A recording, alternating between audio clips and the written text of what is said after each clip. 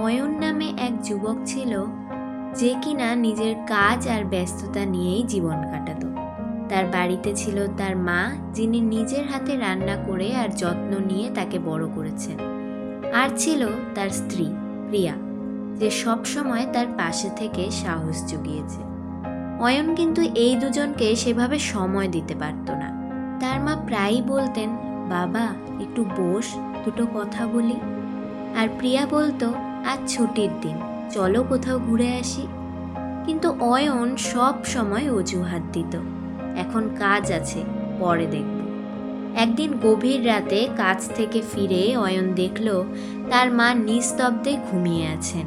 তার হাতে ধরা একটি পুরনো ছবি, যেখানে ছোট অয়ন হাসছে। মায়ের চোখ দুটো ভেজা ছিল।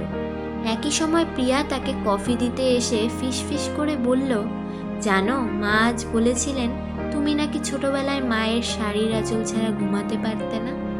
প্রিয়ার গলাতেও কষ্ট ছিল। সেই রাতে অয়নের আর ঘুম এলো না। সে বুঝতে পারল সে জীবনের সবচেয়ে দামি জিনিসটাই অবহেলা করছে, সম্পর্ক আর সময়।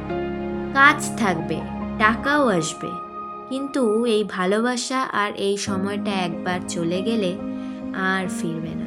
মাও চিরকাল থাকবেন না, আর প্রিয়াও একদিন হয়তো অভ্যস্ত হয়ে যাবে তার একা থাকায়। পরের দিন সকালে অয়ন তার অফিসের সব কাজ বাতিল করলো। সে মাকে জড়িয়ে ধরল, বলল, মা আমি ভুল করেছি, আজ সারাদিন তোমার জন্য। মা তাকে বুকে টেনে নিলেন। সেই স্পর্শে ছিল পৃথিবীর সব শান্তি। এরপর সে প্রিয়াকে নিয়ে গেল তাদের পছন্দের জায়গায়। দুজনে হাতে হাত রেখে অনেকক্ষণ হাঁটল। অয়ন উপলব্ধি করল মা আর স্ত্রী দুজনেই তার জীবনের দুটি স্তম্ভ। মায়ের ভালোবাসা নিঃস্বার্থ আর জন্মগত, আর স্ত্রীর ভালোবাসা তার বেছে নেওয়া সঙ্গী হিসেবে। দুটোই অমূল্য এবং একে অপরের পরিপূরক। জীবনের ব্যস্ততায় কখনো যেন আমরা আমাদের আপনজনদের ভুলে না যাই।